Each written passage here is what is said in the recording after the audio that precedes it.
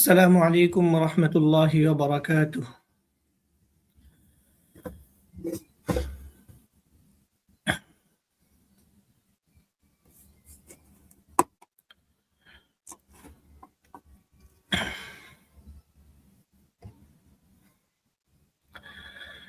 الحمد لله رب العالمين والصلاة والسلام على خير خلقه محمد وآله وصحبه أجمعين. أعوذ بالله من الشيطان الرجيم. بسم الله الرحمن الرحيم. يا أيها الذين آمنوا اتقوا الله وقولوا قولا سديدا يصلح لكم أعمالكم ويغفر لكم ذنوبكم ومن يطع الله ورسوله فقد فاز فوزا عظيما. صدق الله العظيم وصدق رسوله النبي الكريم ونحن على ذلك من الشاهدين والشاكرين. ربنا تقبل منا إنك أنت السميع العليم وتب علينا إنك أنت التواب الرحيم.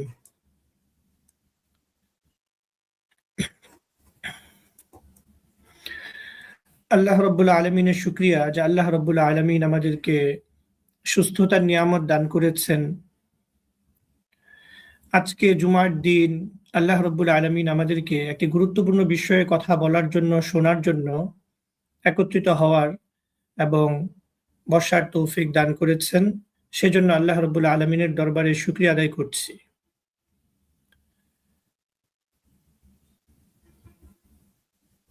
আমরা মূল আলোচনা শুরু করার আগে একটু সকলের কাছে জানতে চাচ্ছি যে এখন আওয়াজ আপনারা শুনতে পাচ্ছেন কিনা। শুরুতে একটু সমস্যা হয়েছিল, তবে আশা করি এখন শোনা যাচ্ছে। তারপরও একটু কষ্ট করে কমেন্টে যদি লেখেন যে আওয়াজটা শোনা যাচ্ছে কিনা, আপনি একটু চেক করেন ইউটিউবে।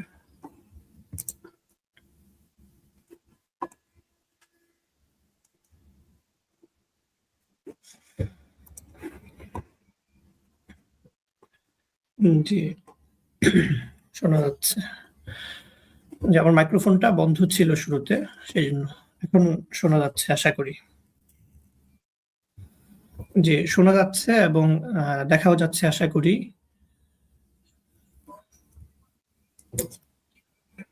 দূরে যায় দেখেন, শোনা যাচ্ছে না। শুকরিয়া আল্লাহ রব্বুল আলমিনের কাছে যে আল্লাহ রব্বুল আলমিন সুন্দরভাবে আমাদেরকে শুরু করার তৌফিক দান করেছেন। শুরুতে দোয়া করি আল্লাহ রব্বুল আলমিন যেন আমাদেরকে আজকের এই মজলিস থেকে উপকৃত করেন এবং শেষ পর্যন্ত সুন্দরভাবে শেষ করার তৌফিক দান করেন।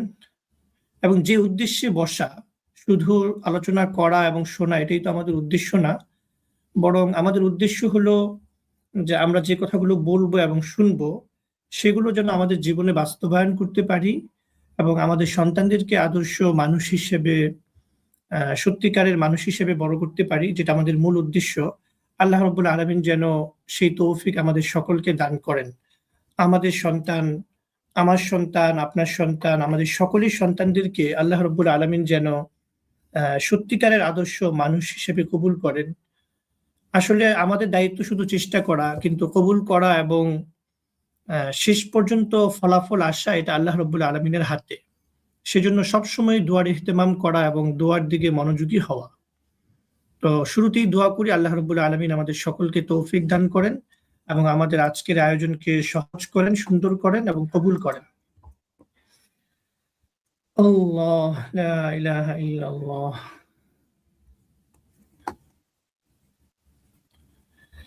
আজকে আমাদের সাথে যারা যুক্ত হয়েছেন,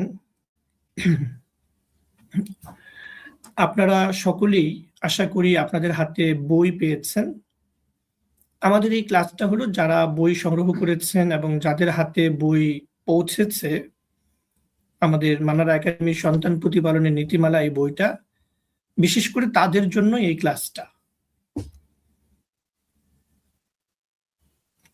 কারণ আমাদের অভিজ্ঞতা হলো শুধু বই পড়ার মাধ্যমে অনেক বিষয় স্পষ্ট হয় না, প্রথম। আর দ্বিতীয় বিষয় হলো, স্পষ্ট হলেও একটা বিষয় যখন আলোচনায় আসে, পরস্পরের মধ্যে আলোচনা হয়, তখন সে বিষয়টা বাস্তবায়ন করা অনেক সহজ হয়। আমরা যখন পড়াশোনা করেছি আমাদের ছাত্র জীবনে, আমরা একটা বিষয়ে খুব ভালোভাবে আয়ত্ত করার চেষ্টা করেছি, সেটা হলো আমাদের উস্তাদদের কাছ থেকে, আপনারাও আশা করি এটা খেয়াল করেছেন। সেটা হলো যে আমরা যে বিষয়টা পড়তাম সেই বিষয়টা নিয়ে অনেক লম্বা সময় ধরে ডিসকাশন করতাম পরস্পরের মাঝে, এবং যে বিষয়গুলো নিয়ে ডিসকাশন যত বেশি হয়েছে সেই বিষয়গুলো আমাদের মস্তিষ্কে গেঁথেও গেছে এবং পরবর্তী জীবনে সেগুলো বাস্তবায়ন করা আমাদের জন্য সহজ হয়েছে। তো আমাদের যে আজকে বসা, আমরা মূলত খুব নতুন কোনো বিষয় আলোচনা করব তার থেকেও বেশি গুরুত্বপূর্ণ হলো যে বিষয়গুলো আমরা শিখলাম বই পড়ে, বা আমাদের আগের জীবনে অনেক কিছুই আমরা শিখেছি। এখানে যারা অংশগ্রহণ করেছেন সবাই তো বাবা-মা। তো বাবা-মা মানেই হলো আমরা পরিণত বয়সে উপনীত হয়েছি। এরকম না যে আমরা অল্প বয়স্ক কেউ এখানে আছে, এমন কিন্তু কেউ নেই। এমন একটু পানি দিন। সবাই শিক্ষিত, সবাই পড়াশোনা করেছি। জীবনের অনেক বড় একটা সময় অতিক্রম হয়েছে আমাদের। আমরা অভিজ্ঞতা সম্পন্ন মানুষ। তো আমরা এখানে যারা অংশগ্রহণ করেছি, যা আলোচনা করছি, আলোচনা শুনছি, আমরা সকলেই শিক্ষিত, অভিজ্ঞতা সম্পন্ন। আমাদের জীবনের অনেক অভিজ্ঞতা আছে। অনেক কিছুই আমাদের জানাশোনা আছে। আমরা যে এখন পরস্পর আলোচনা করব, আমাদের এই আলোচনার দ্বারা নতুন কিছু শেখার থেকেও বড় উদ্দেশ্য হলো আমরা আমাদের এই জীবনে, কারো বয়স হয়তো এখন ৩০, কারো বয়স হয়তো ৩৫, কারো ৪০, এই যে আমাদের জীবনের এতগুলো বছর অতিক্রম হয়েছে, আমরা যে বিষয়গুলো পড়াশোনা করে শিখেছি, অন্যদেরকে দেখে দেখে শিখেছি, জীবনের অভিজ্ঞতা থেকে অর্জন করেছি, এই সব জানা বিষয়গুলোকে আমরা কিভাবে আমাদের জীবনে বাস্তবায়ন করতে পারি, এইটা নিয়ে আমরা পরস্পরে একটু আলোচনা করব। আজকের ক্লাস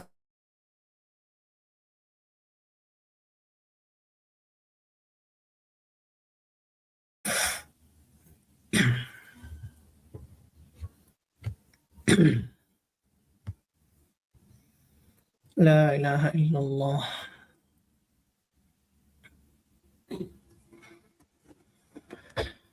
সন্তান প্রতিপালনের সফলতার ৩টি মৌলিক সূত্র। আমরা একেবারে মূল আলোচনায় চলে যাচ্ছি। আমাকে একটু সময় দিলে আমি স্ক্রিনটা শেয়ার করব। শেয়ার করে একেবারে মূল আলোচনায়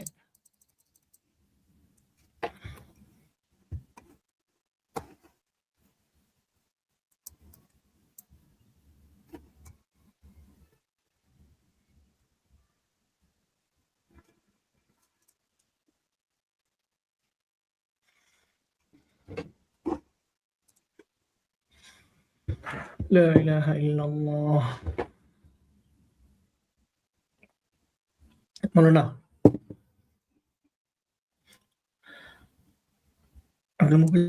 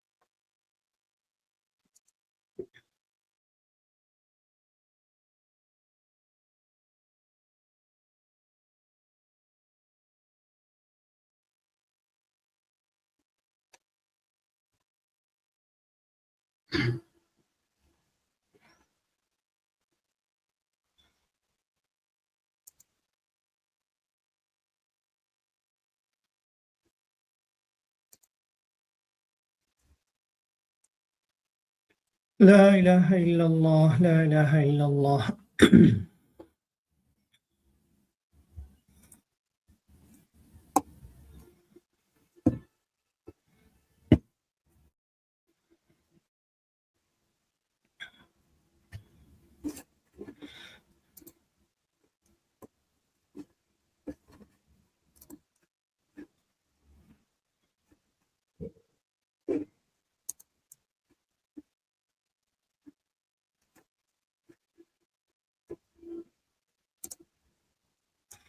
জি। আচ্ছা, আমার স্ক্রিনটা শেয়ার করলাম, তো একটু সময় নিলাম সেজন্য। আমরা মূল আলোচনায় চলে যাচ্ছি। আজকের আমাদের এখানে নেটওয়ার্কে এখন আর সমস্যা নেই। সব ঠিক হয়েছে। শুধু স্ক্রিনটা আমি একটু শেয়ার করে নিলাম সব ঠিক করে। জি।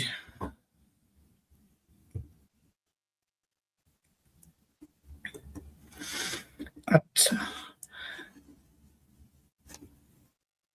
সন্তান প্রতিপালনের সফলতার ৩টি মৌলিক সূত্র, এই শিরোনাম ধরে আমরা ইনশাআল্লাহ আজকে কথা বলবো। আমাদের মৌলিক আলোচ্য বিষয় ৩টা মৌলিক সূত্র জানার চেষ্টা করব আমরা। একটা হলো পয়েন্ট ধরে, ধরে আমাদের করণীয় যে আমরা প্রতিদিন ডেইলি কি করব? আমাদের সন্তানদের সাথে আমাদের আচরণ কেমন হবে? প্রতিদিন আমাদের করণীয় কি? এটা হলো একটা আলোচনা।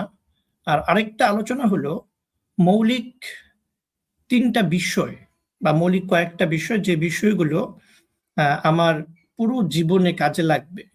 আমার যে পুরো যাত্রাটা, আমার সন্তানের আজকে জন্ম হলো, আজকে থেকে আমি আমার সন্তানকে যতদিন লালন পালন করব, ততদিন প্রতি মুহূর্তে, মুহূর্তে আমার কাজে লাগবে। এমন মৌলিক কিছু কথা আজকে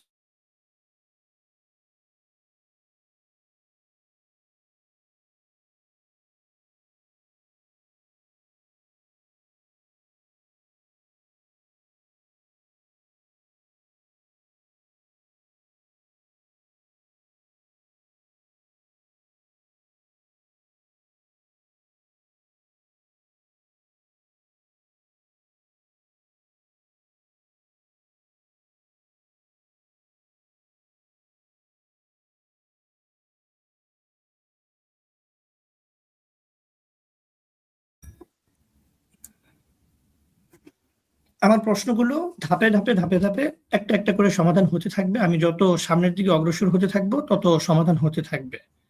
কিন্তু আমরা আজকে যে আলোচনাটা করব, সেই আলোচনার বিষয়বস্তুটা কি, এটা যদি আমার জানা থাকে, তাহলে আমি খেয়াল রাখবো যে এই বিষয় থেকে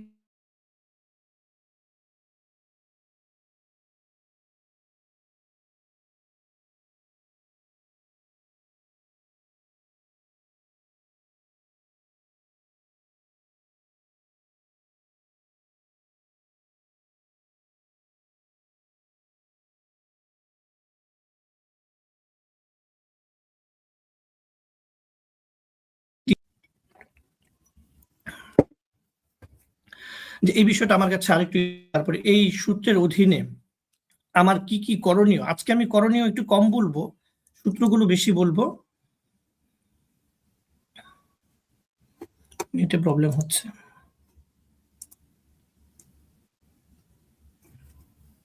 একটু।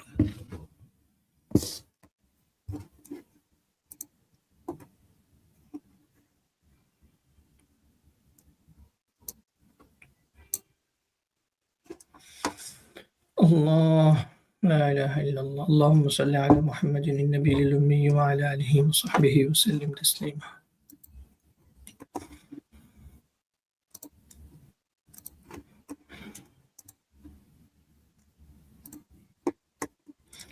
اللهم صل على محمد النبي الأمي وعلى آله وصحبه وسلم تسليما اللهم صل.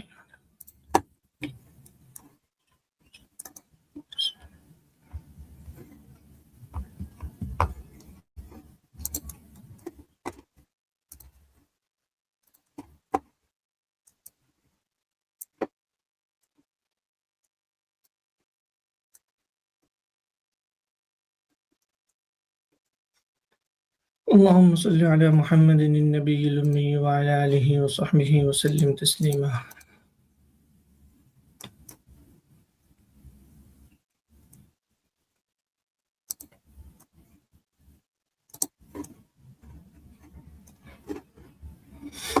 না, এখন শুরু হচ্ছে আশা করি। জি। لا إله إلا الله لا إله إلا الله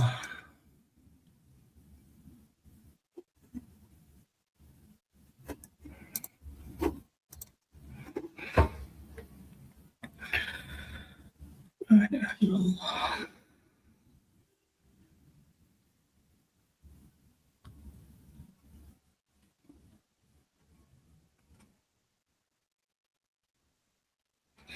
একটা প্রশ্নের উত্তর দিয়ে শুরু করছি।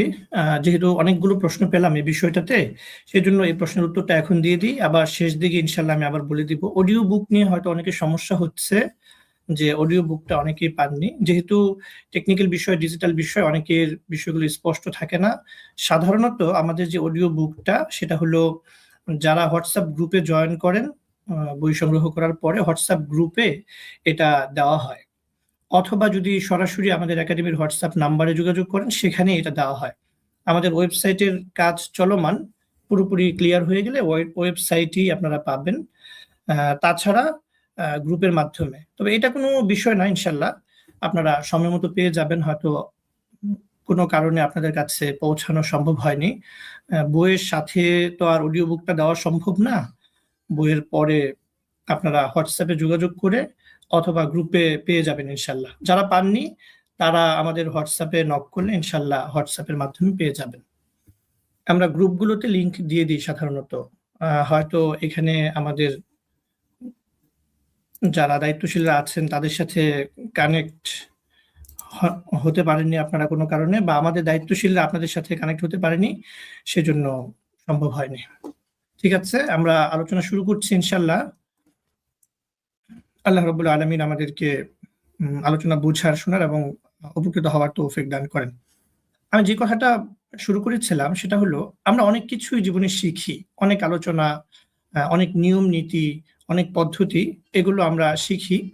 কিন্তু একটা কাঠামো, একটা সিস্টেমের ভিতরে যদি আমরা না আসি, তাহলে এই জানা বিষয়গুলো আমাদের কাছে অনেক বেশি এলোমেলো মনে হয়। কারণ প্রত্যেকটা জিনিসেরই একাধিক নিয়ম আছে, যে কোনো জিনিসেরই। আপনি যখন আপনার সন্তানের সাথে কথা বলেন, একটা বাস্তব অভিজ্ঞতা আপনাদের ঘরে আপনারা দেখবেন।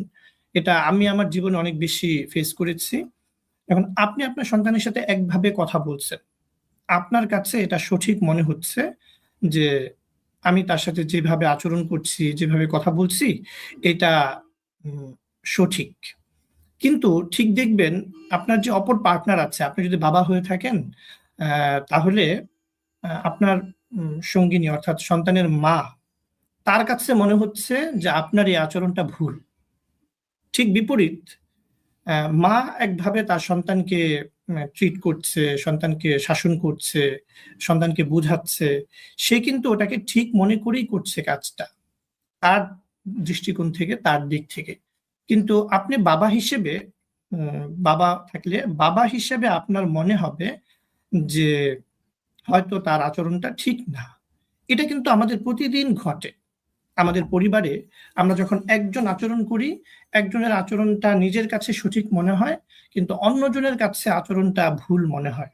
এটা প্রতিদিন ঘটে আমার পরিবারে, আমি দেখি, আমার ক্ষেত্রেও মনে হয় এটা অনেক হয়। আশা করি আপনারা আমার সাথে একমত হবেন যে এই বিষয়টা আপনাদের ক্ষেত্রেও ঘটে। এটা কেন ঘটে? কারণ হলো, পৃথিবীটাকে আল্লাহ তাআলা তৈরি করেছেন এইভাবেই যে মানুষের তবিয়ত, মানুষের স্বভাবের মধ্যে ভিন্নতা আল্লাহ তাআলা দিয়ে দিয়েছেন। কোরআনের বিভিন্ন আয়াতের মধ্যে এই বিষয়টাকে আল্লাহ রাব্বুল আলামিন লম্বা করে আলোচনা করেছেন যে মানুষের তবিয়তের মধ্যে আল্লাহ তাআলা ভিন্নতা দিয়েছেন। কেমন ভিন্নতা? একই মায়ের গর্ভে দুই সন্তান, দুই ভাই। দুই ভাই যখন ধীরে ধীরে বড় হতে থাকে, তখন একটা সময় গিয়ে দেখা যায় যে দুই ভাইয়ের মতের মধ্যে অমিল, দুই ভাইয়ের চিন্তার মধ্যে অমিল। এমনকি যে মায়ের গর্ভে সন্তান জন্মগ্রহণ করলো, এই সন্তান আর মা, এই দুইজনের স্বভাবের মধ্যেও ভিন্নতা থাকে। অথচ এই সন্তান কিন্তু এই মায়ের গর্ভে দুনিয়াতে এসেছে, এবং এই সন্তানের শরীরে মায়ের রক্ত আছে, বাবার রক্ত আছে, তাদের মাধ্যমেই সে দুনিয়াতে আসলো। কিন্তু তারপরেও এই সন্তান এবং বাবা, সন্তান এবং মা, তাদের মধ্যেও চিন্তার অমিল থাকে, চিন্তার ভিন্নতা থাকে। দুইজনই তার জায়গায় নিজেকে সঠিক মনে করে। দুজনই মনে করে যে আমি যেই কাজটা করছি, যে আচরণটা করছি, আমার এই মুহূর্তে যে সিদ্ধান্তটা, এটা সঠিক। এখন আপনি কিভাবে বলবেন যে কোনটা ভুল? আমি আমার আচরণটাকে সঠিক মনে করছি, আর আমার বিপরীতে যে আছে তারটাকে ভুল মনে করছি। ঠিক একই ঘটনা ঘটছে হলো, আমার বিপরীতজন যে আছে সে তার কাজটাকে সঠিক মনে করছে, আর আমারটাকে ভুল মনে করছে। দুইজনই জ্ঞানী, দুইজনই শিক্ষিত, দুজনই অভিজ্ঞতা সম্পন্ন মানুষ, দুজনই প্রাপ্তবয়স্ক, দুজনই বুঝমান। তাহলে এই ক্ষেত্রে কাকে আপনি সঠিক বলবেন, কাকে আপনি ভুল বলবেন? এই জন্য দরকার হয় একটা মানদণ্ড, একটা সূত্র।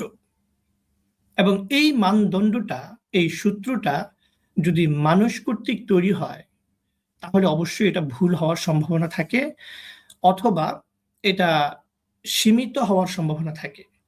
কারণ যে এই সূত্রটাকে তৈরি করবে, সে তো তার স্বভাব, তার চিন্তা, তার যে অভিজ্ঞতা, সেটার আলোকেই করবে। এই সূত্রটা যদি সরাসরি আল্লাহ রাব্বুল আলামিনের পক্ষ থেকে দেওয়া হয়, তাহলে এই সূত্রটা পূর্ণাঙ্গ এবং নির্ভুল হওয়া সম্ভব। আমরা মূলত এই আলোচনাটাই করতে চাচ্ছি যে আমরা যে সন্তান প্রতিপালন করব, সন্তানের সাথে যে আমাদের দৈনন্দিনের আচরণ হবে, তাদের সাথে যে আমাদের কানেকশনটা হবে, সম্পর্কটা হবে, এটা একটা মানদণ্ডের ভিত্তিতে যেন হয়। আমাদের বুঝ, আমাদের অভিজ্ঞতা, আমাদের চিন্তার আলোকে না হয়।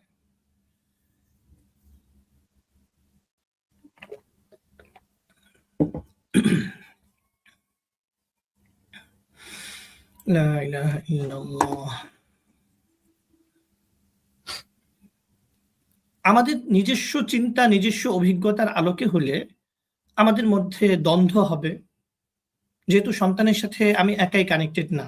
আমি বাবা হলে বাবা, মা আছে সাথে। আরো মানুষজন থাকে, দাদা-দাদি, নানা-নানি, আরো আত্মীয়স্বজনরা থাকে। একটা সময় যখন বড় হয়, তখন সন্তানের সাথে আরো অনেক মানুষের কানেকশন তৈরি হয়। আমি যখন তাকে শিক্ষা প্রতিষ্ঠানে ভর্তি করলাম, ভর্তি করার পরে আমার এই সন্তানের সাথে আমার ওই শিক্ষা প্রতিষ্ঠানের যে শিক্ষক আছেন, ওই প্রতিষ্ঠানের যিনি পরিচালক আছেন, তাদেরও একটা সম্পর্ক তৈরি হলো। এইভাবে আমার সন্তানের সাথে কিন্তু ধীরে ধীরে অনেক মানুষের সম্পর্ক তৈরি হয়। এই সন্তানটা যখন আরো বড় হয়, বড় হতে একটা সময় যখন সে প্রাপ্তবয়স্ক হলো, পরিণত বয়সে উপনীত হলো, তখন তার বিবাহের সময় হলে আমি তাকে বিবাহ করাচ্ছি। তখন তার সাথে আরো অনেক মানুষের কানেকশন তৈরি হলো। তার বৈবাহিক সূত্রে ওই বাড়ির আত্মীয়স্বজন হলো অনেক, তার স্ত্রী হলো, মেয়ে হলে তার স্বামী হলো। আমি বাবা-মা হিসেবে আমার সাথে তার এক ধরনের সম্পর্ক আছে। আবার বৈবাহিক সূত্রে ওইদিকে আরো কিছু আত্মীয়তার সম্পর্ক তৈরি হলো। এইভাবে আল্লাহ! এইভাবে আমার সন্তানের সাথে কিন্তু আমার সম্পর্কটা শুধু একক না। আমি মা হিসেবে আমি যেমন আমার সন্তানকে একক সম্পত্তি মনে করতে পারি না, আমি বাবা হিসেবেও আমার সন্তানকে আমার একক সম্পত্তি মনে করতে পারি না। বরং আমার এই সন্তান পৃথিবীতে একজন মানুষ হিসেবে জন্মগ্রহণ করেছে। আমি যেমন একজন স্বয়ংসম্পূর্ণ মানুষ, আমার সন্তানও পৃথিবীতে একজন স্বয়ংসম্পূর্ণ মানুষ। আল্লাহ রাব্বুল আলামিন যেমন আমাকে পৃথিবীতে সৃষ্টি করেছেন একজন স্বাধীন মানুষ হিসেবে, আমার সন্তানকেও আল্লাহ রাব্বুল আলামিন একজন স্বাধীন মানুষ হিসেবে সৃষ্টি করেছেন। আমার যেমন পৃথিবীতে অনেক সম্পর্ক আছে, আমার অনেক আত্মীয়তার সম্পর্ক আছে, আমার অনেক বন্ধন আছে। আমার সন্তানেরও তেমন আমি ছাড়াও আরো অনেক বন্ধন আছে, অনেক সম্পর্ক আছে। এখন আমার সন্তানের সাথে আমার যে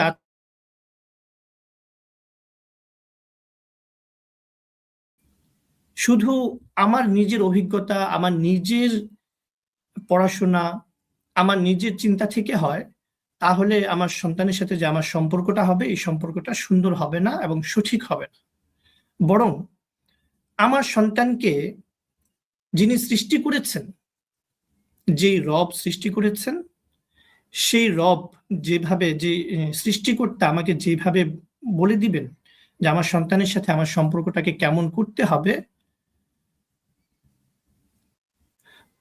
সেইভাবেই যদি আমি সম্পর্কটা আমার সন্তানের সাথে করতে পারি, তাহলে এই সম্পর্কটা সঠিক হবে এবং কার্যকর হবে। এই বিষয়টা স্পষ্ট হওয়া দরকার যে আমার সন্তান আমার মালিকানাধীন কোনো সম্পত্তি না, যে আমি আমার সন্তানের সাথে যেভাবে মনে চায় সেভাবেই আচরণ করতে পারি। বরং আমার সন্তান আমার কাছে আল্লাহ রাব্বুল আলামিনের পক্ষ থেকে একটা আমানত, আমার মতোই একজন মানুষ।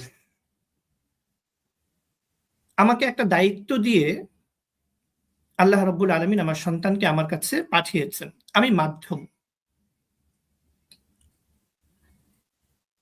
একটা সময় গিয়ে একটু খেয়াল করবেন এই কথাটা, যে কিছু সময় যাওয়ার পরে আমার সন্তানের সাথে আমার সম্পর্কটা ডিসকানেক্ট হয়ে যাবে। এই কথাটা একটু খেয়াল করবেন। এটা অনেকেই এই কথাটা নিতে পারেন না, একটু নিজেদের কাছে কষ্টকর লাগে অনেক সময়, যে আমার সন্তানের সাথে আমার যে এখন গভীর সম্পর্কটা আছে, গভীর হৃদ্যতাটা আছে, একটা আত্মার সম্পর্ক আছে, আমি যেভাবে আমার সন্তানের উপরে অধিকার খাটাতে পারি, এই সম্পর্কটা একটা সময় গিয়ে আর থাকবে না, বরং এই সম্পর্কটা ছিন্ন হয়ে যাবে। কখন? আমি যদি একেবারে শেষ থেকে শুরু করি, তাহলে কোরআনের আয়াত যেটা আছে যে ইয়াউমা ইয়াফিরুল মারউ মিন আখিহি ওয়া উম্মিহি ওয়া আবিহি, যে কিয়ামতের ময়দানে প্রত্যেক সন্তান তার বাবা মায়ের কাছ থেকে পলায়ন করবে, ঠিক তেমনি বাবা মা তার সন্তান থেকে পলায়ন করবে।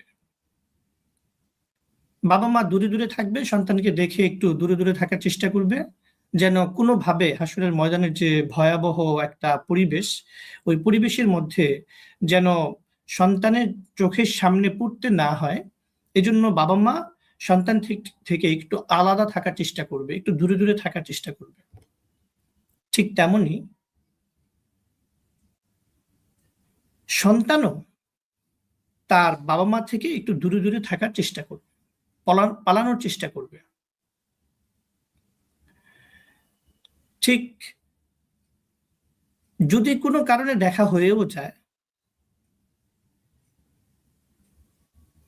বাবা মায়ের মধ্যে, মানে সন্তান এবং বাবা মার সাথে, তাহলে হাদিসের মধ্যে, বেশ অনেকগুলো হাদিসের মধ্যে আলোচনাটা এভাবে এসেছে যে সন্তান তার বাবা মাকে অস্বীকার করবে, বাবা মা তার সন্তানকে অস্বীকার করবে। এমনও হাদিসের মধ্যে এসেছে যে বাবা মা বলবে যে আমার তো দুনিয়াতে বিয়ে হয়নি, তাহলে সন্তান আমার কোত্থেকে আসবে।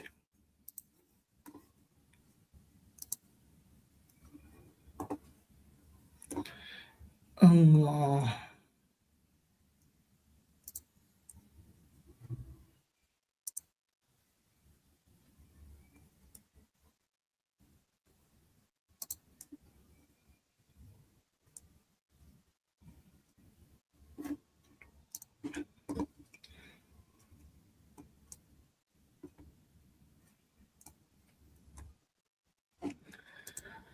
লা ইলাহা ইল্লাল্লাহ।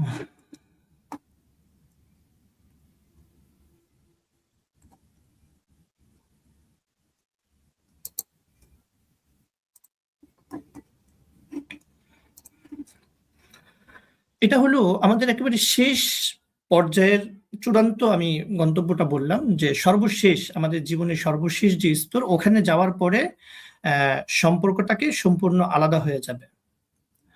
আর যদি দুনিয়ার জীবনটা বলি, দুনিয়ার জীবনে যেটা হয় যে ছেলে মেয়ে যখন প্রাপ্তবয়স্ক হয়ে যায়, আমাদের সন্তানরা যখন প্রাপ্তবয়স্ক হয়ে যায়, প্রাপ্তবয়স্ক হয়ে যাওয়ার পরে শরীয়তের দৃষ্টিকোণ থেকে আল্লাহ রাব্বুল আলামিনের যে দেওয়া দিক নির্দেশনা, এই দিক নির্দেশনা অনুযায়ী নিয়ম হলো যে সন্তান প্রাপ্তবয়স্ক হয়ে যাওয়ার পরে বাবা মায়ের সাথে সন্তানের সম্পর্কটা আগের মতো দায়িত্বের ওই সম্পর্কটা আর থাকে না।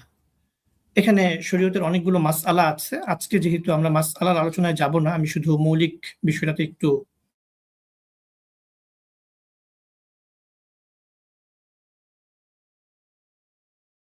সম্পর্কই ছিন্ন হয়ে যায়। যেমন আমি উদাহরণ যদি দেই, একটা ছোট্ট উদাহরণ দেই, যে ছেলে সন্তান প্রাপ্তবয়স্ক হওয়ার পরে সন্তানের ভরণ পোষণের দায়িত্ব বাবা মায়ের উপরে থাকে না, সন্তানের খরচ বহন করার দায়িত্ব বাবা মায়ের উপরে না, সন্তান নিজে উপার্জন করবে, সন্তান নিজে তার খরচ বহন করবে। আমরা কিছুদিন আগে আমাদের রমজান গেল, রমজানের পরে যে ঈদ উল ফিতর আছে, ঈদ উল ফিতরে একটা মাসআলা আছে, আপনারা আশা করি সকলেই জানেন, সেটা হলো সদকাতুল ফিতর। তো সদকাতুল ফিতরের যে মাসআলা আছে, এখানেও একই কথা, যে অপ্রাপ্ত বয়স্ক সন্তানের সদকাতুল ফিতর বাবা আদায় করবে, কিন্তু প্রাপ্তবয়স্ক হয়ে যাওয়ার পরে তার সদকাতুল ফিতর বাবার আদায় করতে হবে না। এরকম বিভিন্ন ক্ষেত্রে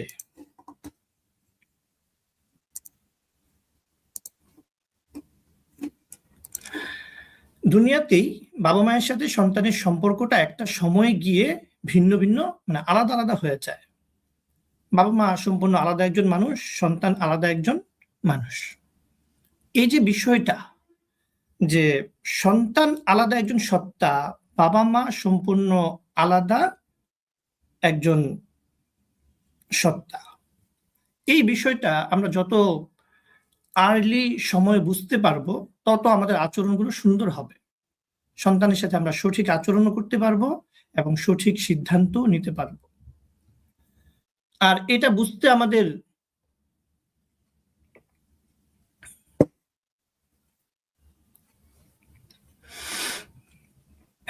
যত দেরি হবে সন্তানের সাথে আমাদের আচরণগুলো তত ভুল হতে থাকবে। এবং আমাদের বর্তমান যে বড় ধরনের যে সমস্যাগুলো হয় সন্তান কেন্দ্রিক, যে প্রশ্নগুলো আমাদের কাছে আসছে এবং প্রতিদিন আমরা যে বিষয়গুলো ফেস করছি আমরা আমাদের জীবনে, এই আমার অভিজ্ঞতা থেকে বলি 70 থেকে 80% সমস্যা তৈরি হয় এই জায়গা থেকে যে সন্তানের সাথে আমাদের যে সম্পর্কটা, এই সম্পর্কের ধরনটা আমরা এখনো নির্ধারণ করতে পারিনি। অনেকের কাছে কথাটা কষ্টকর লাগতে পারে যে আমি সন্তানের মা হয়ে গেছি, সন্তানের বাবা হয়ে গেছি, আমি কি এখনো এতটুকু বুঝি না? দেখেন, আমি এই কথাগুলো আমি আমার নিজেকে বলছি প্রথমে, আমি নিজে শেখার জন্য, নিজে বোঝার জন্য এবং আমার নিজের জীবনে বাস্তবায়ন করার জন্য। আর পাশাপাশি আপনারা যারা আমার সাথে একত্রিত হয়েছেন, আমরা পরস্পরে আলোচনা করছি। কারো উপরে কোনো কিছু চাপিয়ে দেওয়া আমাদের উদ্দেশ্য না বা বলার দ্বারা উদ্দেশ্য না, এবং নতুন কিছু শেখাও আসলে মৌলিকভাবে উদ্দেশ্য না। আমরা আমাদের এই যে জীবনের পেছনে লম্বা জীবনের অভিজ্ঞতা, এই অভিজ্ঞতাগুলো নিয়ে আলোচনা করে আমাদের জীবনে বাস্তবায়ন করার জন্য যে জিনিসগুলো দরকার সেগুলো নিয়ে আমরা একটু কথা বলছি। সর্বপ্রথম আমাদের কাজ হলো যে সন্তানের সাথে আমাদের সম্পর্কের ধরনটাকে চিহ্নিত করা। এখন একজন, এই যে একটা প্রশ্ন আমি এখানে একটু শো করছি, আপনারা একটু দেখেন এই প্রশ্নটাই। এই সমস্ত বাড়তি কথা না বলে সমাধানের কথা বলেন, কোন বয়সে কিভাবে আচরণ করতে হবে সেটা বলেন। এই প্রশ্নটাই ধরেন ভাই বলেছেন যে এই সমস্ত বাড়তি কথা না বলে। দেখেন আসলে কোনটা বাড়তি কথা, কোনটা আসল কথা, আমি শুরুতে বলেছিলাম যে পুরো পৃথিবীটাই এমন। আপনার কাছে যে কথাটা সঠিক মনে হচ্ছে সেটা আরেকজনের কাছে বাড়তি কথা, আবার আরেকজনের কাছে যেটা মূল কথা মনে হচ্ছে সেটা আমার কাছে হয়তো বাড়তি কথা। কারণ এক একজনের জানার পরিধি এক এক রকম। যে ভাই বলেছেন যে এগুলো বাড়তি কথা, তার কাছে এই বিষয়গুলো আগে থেকে জানা আছে, সেজন্য তিনি এই কথাগুলো শুনতে চাচ্ছেন না হয়তো। কিন্তু আমাদের কিন্তু পুরো কাঠামোটা বোঝা দরকার যে ঠিক আছে, আমি এই কথাটারই উত্তর দিচ্ছি যে সমাধানটা কিভাবে আচরণ করতে হবে। কিভাবে আচরণ করতে হবে এই বিষয়টা বোঝার জন্য সন্তানের সাথে আমাদের যে সম্পর্কটা, এই সম্পর্কটাকে বুঝতে হবে। দেখেন পৃথিবীতে, আমি শুরুতে যে কথাটা বলেছিলাম যে পৃথিবীতে অনেক ধরনের সম্পর্ক আছে। স্বামী স্ত্রীর সম্পর্ক এক ধরনের সম্পর্ক, সন্তানের সাথে বাবা মায়ের সম্পর্ক এক রকমের সম্পর্ক, ভাই ভাইয়ের সম্পর্ক, ভাই বোনের সম্পর্ক, তারপরে ধরেন আত্মীয় স্বজন আছে, আর অনেক শ্বশুর শাশুড়ি আছে, বিভিন্ন ধরনের সম্পর্ক হয়। এখন আপনাদের কাছে মনে হতে পারে যে সন্তানের সাথে বাবা মায়ের সম্পর্ক, এটা তো সহজ কথা, যে সন্তান বাবা মা, সে পিতা মাতা সে সন্তান। না, বিষয়টা এরকম না, বরং সম্পর্কের ধরনটা স্পষ্ট হতে হবে যে সন্তান এবং বাবা মা এই সম্পর্কটা কিভাবে তৈরি হলো, কতদিন পর্যন্ত টেকসই হবে, এবং এই সম্পর্কের রেসপন্সিবিলিটি কতটুকু। এগুলো যদি আমার কাছে স্পষ্ট না হয়, আপনি বলেন যে কোনো দিন কি আপনার সন্তানের সাথে আপনি সঠিক আচরণ করতে পারবেন? অসম্ভব। আমাদের বর্তমান এই পৃথিবীর সবচেয়ে বড় ভয়াবহ রোগ হয়ে গেছে এটা, যে আমরা আমাদের রেসপন্সিবিলিটি গুলো সম্পর্কে সম্পূর্ণরূপে উদাসীন। আমরা জানি না যে আমার সীমারেখা কতটুকু। আমরা বর্তমান সময়ে সোশ্যাল মিডিয়াতে এডিক্টেড হওয়ার কারণে, আসক্ত হওয়ার কারণে, সোশ্যাল মিডিয়াটা হলো উন্মুক্ত সোশ্যাল মিডিয়াতে একজন ক্লাস 5 পড়ো একটা ছেলে, তার বয়স কত? 5 বছর, না 10 বছর বয়স। আরেকজন 50 বছর বয়স, কয়েকজন মুরব্বী মানুষ, আরেকজন 10 বছর বয়সের একটা বাচ্চা ছেলে, দুইজন একই কাতারে দাঁড়িয়ে আছে, ফ্রেন্ড লিস্ট। তো 10 বছর বয়সের একটা বাচ্চা, সে তার ফ্রেন্ড লিস্টে 50 বছর বয়সের একজন মুরব্বী মানুষ আছে। তো যখন 50 বছর বয়সের একজন মুরব্বী কোনো একটা পোস্ট করছেন, কোনো একটা লেখা লিখছেন, উনি যখন এই পোস্টটা করছেন, ওনার সারা জীবনের এই 50 বছরের অভিজ্ঞতা, 50 বছরের জ্ঞান সবকিছুকে সামনে রেখে হয়তো তিনি একটা কথা লিখেছেন। কিন্তু 10 বছর বয়সের একটা বাচ্চা, সে ওই পোস্টের নিচে কমেন্ট করছে, মন্তব্য করছে যে আপনার এই কথাটা ভুল, আপনার এই কথাটা আমাদের জীবনের সাথে যাচ্ছে না, সমাজের সাথে যাচ্ছে না। কারণ এই 10 বছর বয়সের বাচ্চাটা 15 বছর বয়সের একটা ছেলে, সে চিন্তা করছে যে আমার ফ্রেন্ড লিস্টে আছে যেহেতু, আমার টাইমলাইনে যেহেতু ওনার পোস্টটা এসেছে, তাহলে আমি হয়তো এখানে কমেন্ট করার উপযুক্ত একজন মানুষ। কিন্তু আপনি চিন্তা করে দেখেন যে আমাদের বাস্তব জীবনে আমরা যখন একটু বয়স্ক মানুষগুলো যখন কথা বলে একসাথে বসে, ধরেন আমাদের এখন যে বয়স, আমাদের 30-35 এই বয়সের মানুষ আমরা আছি, আমাদেরও তো মুরব্বীরা আছে না? আমাদের মুরব্বীরা ধরেন তারা 55-60 বছর বয়স যারা আছেন, আমাদের বাবা, আমাদের দাদা। তো 60 বছর বয়সের মুরব্বীরা যখন একসাথে বসেন, আমাদের আগের জেনারেশনের যারা, তারা বসে যখন কিছু বিষয়ে কথাবার্তা বলেন, তখন আমরা এই জেনারেশনের মানুষ কিন্তু কথা বলি না। এটা আপনারা আশা করি সবার ভিতরে এই ভদ্রতাটুকু আছে। আমরা তখন ওই কথাগুলো হয়তো শুনি, আমাদেরকে যদি বসার সুযোগ দেওয়া হয় আমরা শুনি, আমরা তখন এক পাশে বসে থাকি, তখন ওই কথাগুলোর পিঠে কিন্তু আমরা কোনো মন্তব্য করি না। ঠিক তেমনি আমরা যে জেনারেশনে আছি, আমাদের যে বয়স 30-35-40, আমরা মাঝ বয়সে যারা আছি, আমরা যখন কোনো কথা বলি, আমাদের পরের জেনারেশনে যারা আছে, যাদের বয়স এখন 10, 15, 20, তাদেরকে কিন্তু আমরা কথা বলার সুযোগ তেমন একটা দেই না, এবং তাদেরকে আমরা এটা শেখানোর চেষ্টা করি যে বড়দের কথার মাঝখানে কথা না বলা, বড়দের কথার পেটে মন্তব্য না করা। কেন? কারণ বাস্তব জীবনে আমরা এই শিষ্টাচারটা খুব ভালোভাবে উপলব্ধি করি যে বয়সের ব্যবধান, অভিজ্ঞতার ব্যবধান, শিক্ষার ব্যবধান, এগুলোর কারণে মানুষের কথাবার্তা, মানুষের আচার আচরণ, এগুলোর মধ্যে অনেক ভিন্নতা থাকে। এবং এই ভিন্নতার কারণে যদি একত্রে কথা বলা শুরু হয়ে যায়, যে একজন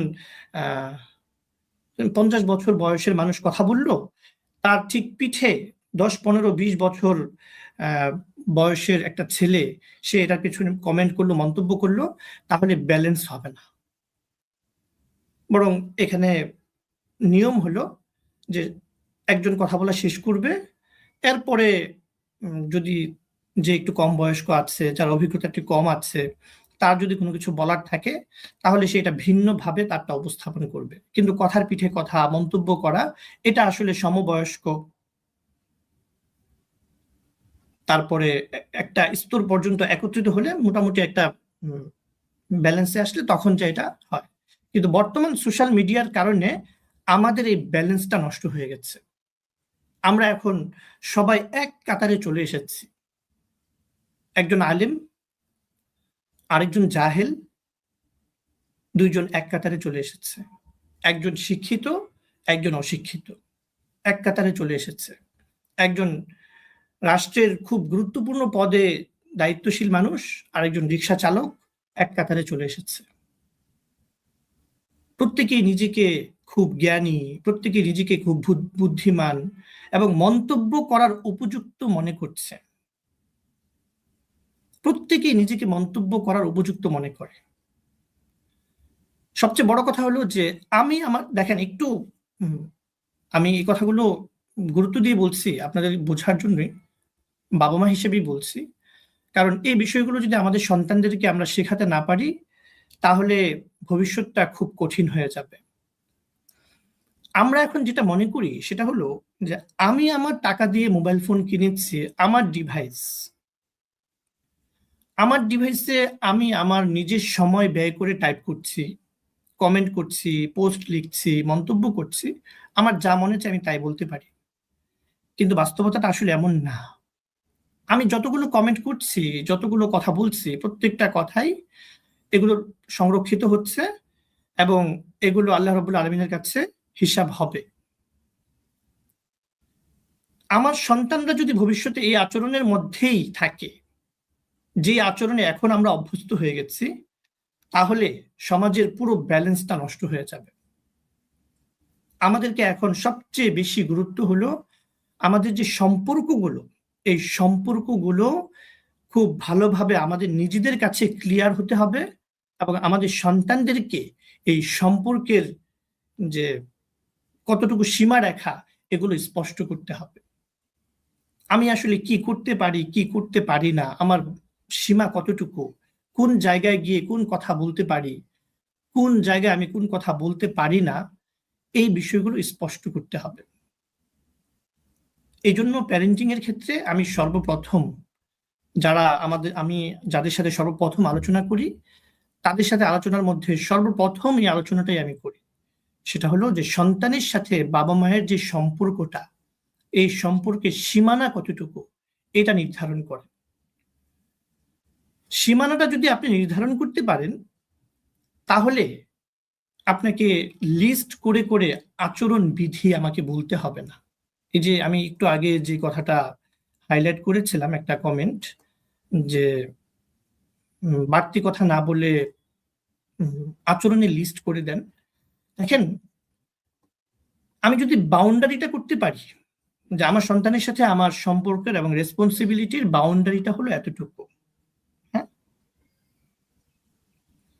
তাহলে আমি কি করব? এই বাউন্ডারির ভেতরে যা কিছু আছে সবকিছুই করব। কিন্তু যদি কোনো বাউন্ডারি না থাকে, কোনো সীমারেখা না থাকে, আমি যদি আপনাকে একটা লিস্ট দিয়ে দেই যে সন্তানের সাথে আমার এই 10টা কাজ করতে হবে, তাহলে কি হবে? সমস্যাটা কি হবে? সমস্যাটা হবে হলো এই 10টা কাজ, চিন্তা করেন, যে 10টা কাজের লিস্ট আপনাকে আমি দিলাম, এই 10টা কাজ আপনি এক এক সময় এক একভাবে করবেন, সন্তান একটা জায়গার মধ্যে ঘুরপাক খেতে থাকবে। 1 নাম্বার। 2 নাম্বার কথা হলো কোনো সীমারেখা না থাকার কারণে এই 10টা কাজ আপনি করতে গেলে একটা সময় গিয়ে আপনি আপনার সীমার বাহিরে চলে যাবেন।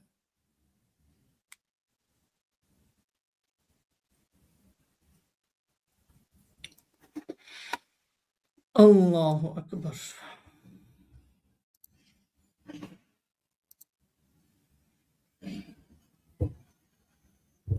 আচ্ছা, নামাজের বিরতি আমাদের এখানে 8:30টায় নামাজ, তো আমরা নামাজের আগে ইনশাল্লাহ শেষ করে দেব। একজন জিজ্ঞেস করেছেন আমাদের এখানে, আচ্ছা যাদের এখানে নামাজ আগে আগে হয় তারা একটু কষ্ট করে পরবর্তীতে লাইভটা শুনে নেবেন। বেশ কয়েকজন বলেছেন নামাজের কথা। আমরা ইনশাল্লাহ 7:20 না 8:20-25 মধ্যে ইনশাল্লাহ শেষ করে দিব, যেন আমাদের এখানে নামাজের হিসাবটা আমরা করলাম। আর অন্য সব জায়গার নামাজের সাথে তো আসলে মিলানোটা একটু কঠিন।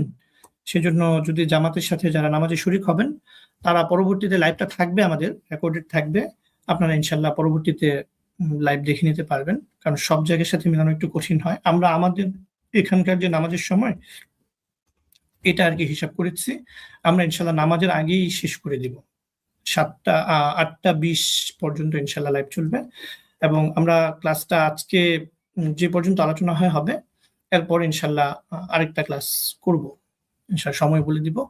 ইনশাল্লাহ আগামীকালকে করবো, ইনশাল্লাহ আগামীকালকে সন্ধ্যা 7টা থেকে ইনশাল্লাহ আরেকটা ক্লাস করব এবং আপনাদের প্রশ্নগুলো নিব। এখানে বেশ অনেক প্রশ্ন এসেছে, এই প্রশ্নগুলো ইনশাল্লাহ আমরা আলাদা করে রাখবো, প্রশ্নগুলো নিয়ে কথা বলবো। আর এছাড়াও পরবর্তীতে যদি আরো কোনো প্রশ্ন থাকে কারো, তাহলে ওই প্রশ্নগুলো আমরা নিব, একটা গুগল ফর্ম দিয়ে দিব আপনাদেরকে। ওই গুগল ফর্মের মাধ্যমে প্রশ্নগুলো করলে ওই প্রশ্নের উত্তরগুলো আমরা ইনশাল্লাহ দিব। যদিও আসলে প্রশ্নের খুব বেশি প্রয়োজন হয় না আশা করি, আমরা যেভাবে আলোচনাটা করছি যদি আমরা খেয়াল করি এবং ধাপে ধাপে যাই সামনের দিকে, তাহলে ইনশাল্লাহ আশা করি খুব বেশি প্রশ্নের প্রয়োজন হবে না, তারপরেও প্রশ্নের প্রয়োজন হলে প্রশ্নগুলো আমরা কানেক্ট করে দিব আর কি। তো যে জায়গায় আমরা ছিলাম মাঝখানে নামাজের কথাটা বললাম। আমাদের সম্পর্কের যে সীমারেখাটা স্পষ্ট করতে হবে সব জায়গাতে। আমি একটা মূলনীতি আজকে বলে দিচ্ছি, একেবারে মূলনীতি, সব জায়গাতে খেয়াল রাখবেন, শুধু সন্তানের সাথে না, প্রত্যেকটা জায়গাতে। আমরা যখন জমি কিনি, জায়গা কিনি, তখন কি করি? জায়গা কেনার সময় সর্বপ্রথম বুদ্ধিমান মানুষ হলে আমরা সর্বপ্রথম চৌহুদ্দি বলা হয়, বাংলাতে একটা শব্দ আছে, চৌহুদ্দি মানে হলো চতুর্সীমানা। সব সময় আমরা জমি কেনার সময় আগে চৌহুদ্দিটা ঠিক করি।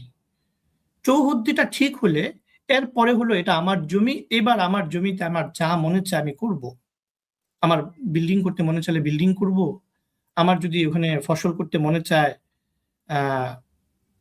ফসল করব, আমার যেভাবে মনে চায় সেভাবে।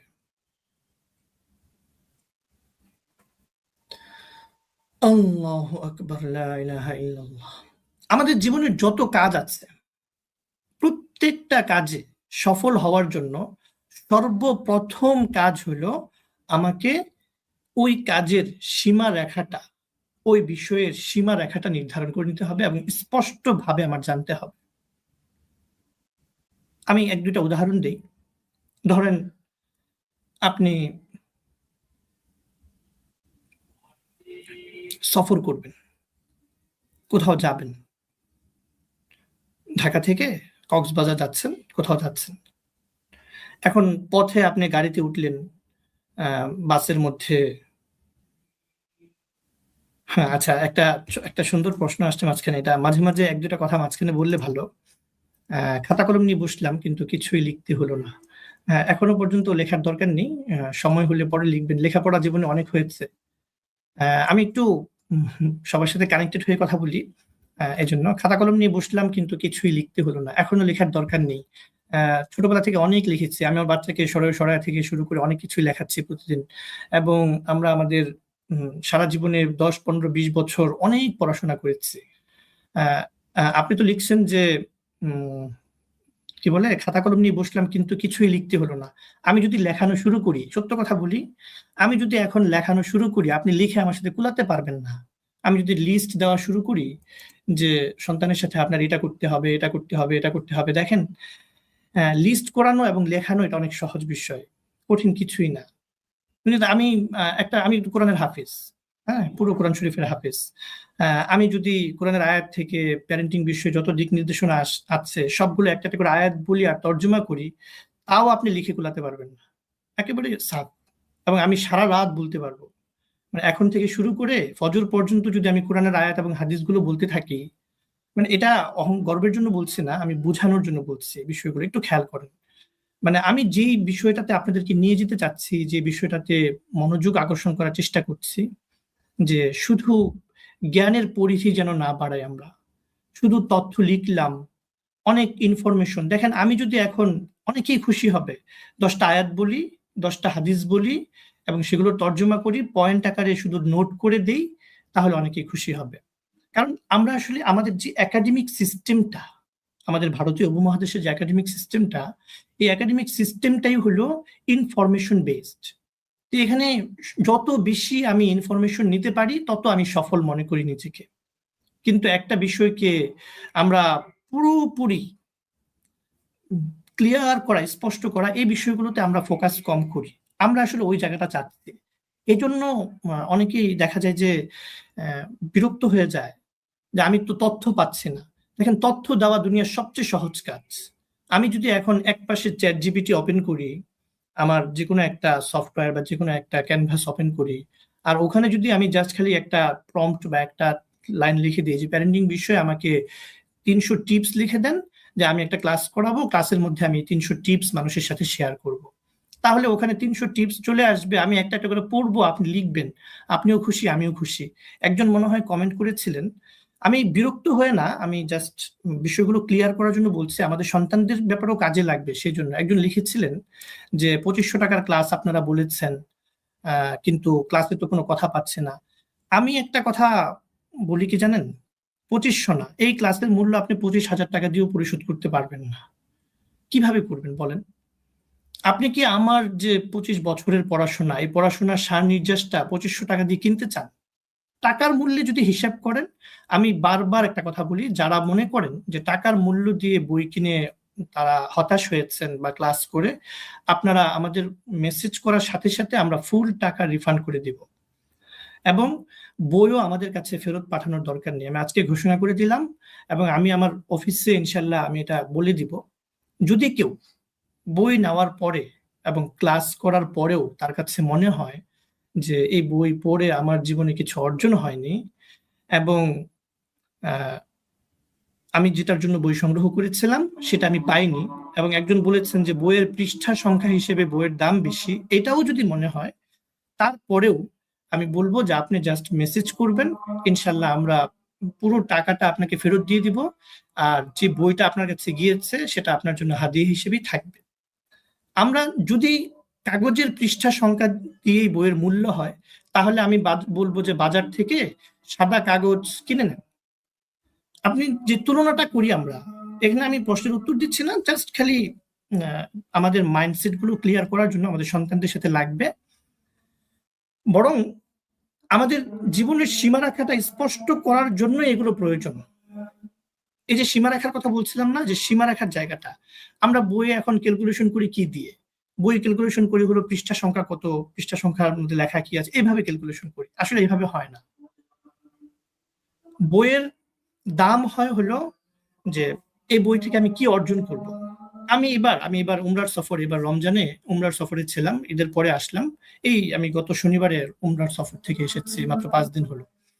আমি একটা বই কিনেছি মাত্র 60 পৃষ্ঠা, বইটা পৃষ্ঠা 110 রিয়াল দিয়ে, মোটামুটি তার মানে হলো প্রায় 3,500 টাকা।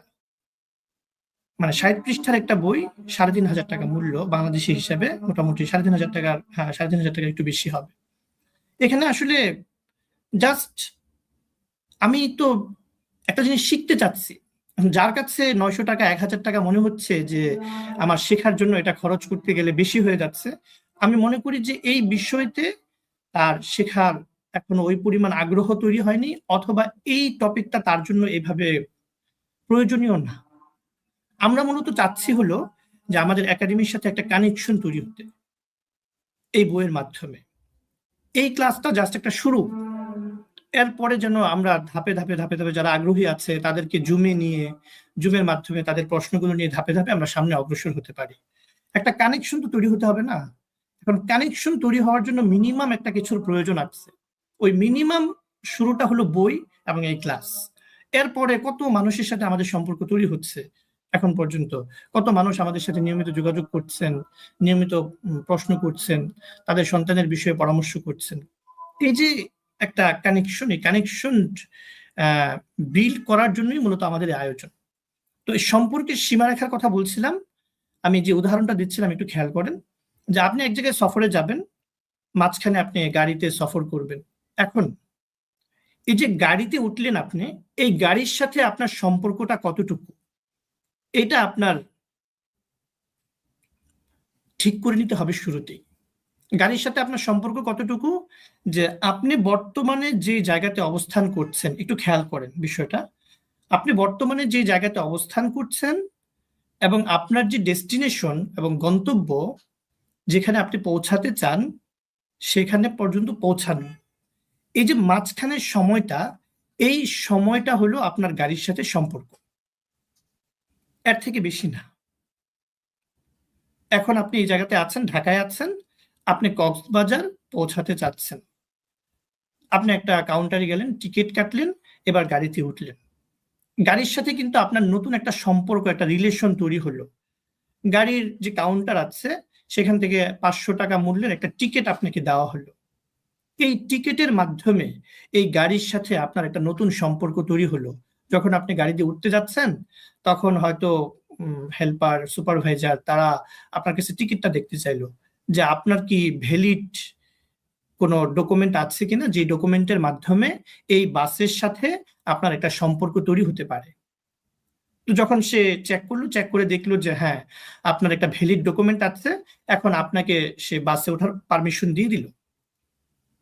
তার মানে এই সুপারভাইজার আপনাকে যে বাসে ওঠার পারমিশন দিল, এর মানে হলো সে বলতে চাচ্ছে যে আপনার ডকুমেন্ট দেখে আমি বুঝতে পেরেছি যে বাসের সাথে আপনার যে আমাদের যে যাত্রাটা কক্সবাজার পর্যন্ত, এই কক্সবাজার পর্যন্ত যাত্রায় আপনি আমাদের সহযোগী হতে পারেন, আপনি আমাদের সাথে সহযাত্রী হতে পারেন, আমাদের সাথে চলতে পারেন।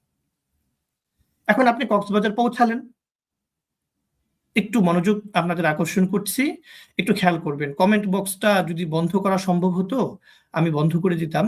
আমি একটু খেয়াল দেখি, আমি আসলে টেকনিক্যাল এই বিষয়গুলোতে খুব বেশি খেয়াল করিনি, একটু দেখবো এটা, কারণ কমেন্ট বক্সটা ওপেন থাকলে আমারও ফোকাস নষ্ট হয়, অন্যদেরও ফোকাস নষ্ট হয়। আপনাদেরকে বলবো ক্লাসটা করার সময় কমেন্টে খেয়াল করবেন না, এটা খুব বিরক্তিকর। ওই যে বললাম যে মানুষ আসলে আলোচনা শোনার থেকে লেখালেখি, তারপরে দুনিয়ার আলোচনা, এগুলোতে মনোযোগ বেশি দেয়। আমি একটু দেখি, আমি আজকে ক্লাসের পরে এটা দেখবো ইনশাল্লাহ, যে কমেন্ট বক্সটা বন্ধ করে দেওয়া যায় কিনা সাময়িক সময়ের জন্য। আশা করি বন্ধ করা যাবে। সামনে থেকে মানে একবারে নির্দিষ্ট সময় ছাড়া বন্ধ করে দিব, মুশকিল। তাহলে জি, যে কথাটা বলছিলাম, যে আপনাকে যে ডকুমেন্টটা দেওয়া হলো, এই ডকুমেন্টটা বললো যে ঢাকা থেকে কক্সবাজার আপনি যাবেন, এবং ডেট ফিক্সড করে দেওয়া হলো যে অমুক তারিখের আপনি যাত্রী, এবং অমুক নাম্বার, এত নাম্বার বাসের আপনি যাত্রী হবেন। এখন আপনি কক্সবাজার পৌঁছে গেলেন। কক্সবাজার পৌঁছে যাওয়ার পরে আপনি 2 দিন 3 দিন ওখানে থাকলেন, অবস্থান করলেন। এরপরে আপনি ঠিক ওই বাসটাতেই আবার আসলেন। হ্যাঁ, আসার পরে আপনি বাসে উঠতে যাচ্ছেন, আগের ওই ডকুমেন্টটা দেখিয়ে বাসে যখন উঠতে যাচ্ছেন, তখন কি হলো, আপনাকে বাসের সুপারভাইজার আর উঠতে দিচ্ছে না, অথবা যদি আপনি উঠেও যান আপনাকে ওখান থেকে আবার নামিয়ে দিচ্ছে। কেন? ঠিক এই বাসটা দিয়েই তো আপনি আগের দিন বা 2 দিন আগে ঢাকা থেকে কক্সবাজার পৌঁছালেন, এবং বাসের সাথে আপনার খুব ঘনিষ্ঠ একটা সম্পর্ক হয়েছে, খুব স্মৃতি, হয়তো বাসের যে সময়টা আপনি কাটিয়েছেন বাসের ভেতরে, হ্যাঁ ওই সময়ে বাসের সিটে আপনি বসেছেন, ওই জায়গাটার প্রতি আপনার খুব মায়া জন্মেছে, এবং আপনি হয়তো খুব গুড ফিল করেছেন, বাস কোম্পানি মালিক যারা আছে বা তাদেরকে একটা ভালো রিভিউ দিয়েছেন, তাদের ফেসবুক পেজে ঢুকে একটা ভালো রিভিউ দিলেন যে বাসটা খুব ভালো লেগেছে, মানে সবকিছুই আপনার একটা ভালো কানেকশন হয়েছে। কিন্তু পরের দিন বা 2 দিন পরেই যখন আপনি ওই বাসেই আবার উঠতে যাচ্ছেন, ওই সুপারভাইজার, আগের সুপারভাইজার যিনি আগের দিন আপনাকে ওয়েলকাম বলেছিল, আগের দিন আপনাকে খুব সুন্দরভাবে ইস্তেকবাল করেছিল, আপনাকে খুব সুন্দরভাবে সে গ্রহণ করে, রিসিভ করে আপনাকে যাত্রা করেছে, আপনাকে আপ্যায়ন করেছে, ঠিক পরের দিন ওই মানুষটাই আপনাকে ওই বাসে আর উঠতে দিচ্ছে না। আপনি যখন জোরাজুরি করছেন ওঠার জন্য, তখন আপনার সাথে সে রূঢ় আচরণ করছে।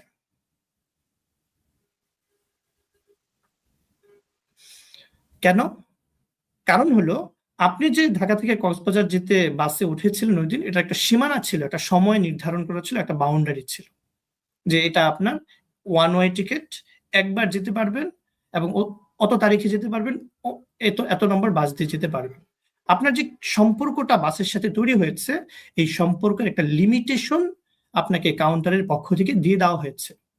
এই লিমিটের বাহিরে গিয়ে আপনি এই বাস ব্যবহার করতে পারবেন না, আপনার হৃদয়ের যতই সম্পর্ক থাকুক। এখানে ভালোবাসাটা বিষয় না, মায়াটা বিষয় না, বরং পৃথিবীর যত সম্পর্ক আছে সমস্ত সম্পর্কই এটার একটা সীমারেখা আছে, একটা লিমিটেশন আছে। ওই লিমিটেশন এবং সীমারেখার ভেতরে এই সম্পর্কগুলো কাজ করে। এরপরে যদি কেউ এই সম্পর্কটাকে রাখতে যায়, তাহলে সে বেইজ্জতি হবে, অপমানিত হবে এবং শাস্তির সম্মুখীন হবে। এতটুকু আশা করি স্পষ্ট হয়েছে আপনাদের কাছে। একটা উদাহরণ দিলাম এজন্য যে আমাদের বাস্তব জীবনের উদাহরণগুলো বুঝতে সহজ হয়। এরকম একটা একটা একটা একটা করে আপনার জীবনের সব ক্ষেত্রে দেখেন, সব ক্ষেত্রে। আপনি একটা বাসা ভাড়া নিলেন 1 বছরের জন্য, প্রতি মাসে ভাড়া দিয়ে যাচ্ছেন, ভাড়ার মেয়াদ শেষ হয়ে গেছে, বাসার মালিক অন্য আরেকজনের কাছে ভাড়া দিয়ে দিয়েছে। এখন এই 1 বছরে এই বাসার সাথে আপনার অনেক স্মৃতি, অনেক ভালোবাসা, অনেক মায়া, অনেক কিছু জন্মে গেছে। এখন এই ভালোবাসা, এই মায়া, এই স্মৃতির কারণে কি আপনি এই সম্পর্ক যেটা আছে এটাকে কি আপনি লম্বা করতে পারবেন? না। বরং লম্বা করতে হলে আবার যে নিয়ম আছে ওই নিয়ম অনুযায়ী আবার লম্বা করতে হবে, আবার মালিকের সাথে চুক্তি করতে হবে, আবার ভাড়া ঠিক করতে হবে, সবকিছু দিয়ে আপনি আবার লম্বা করেন সম্পর্ককে, কোনো সমস্যা নেই।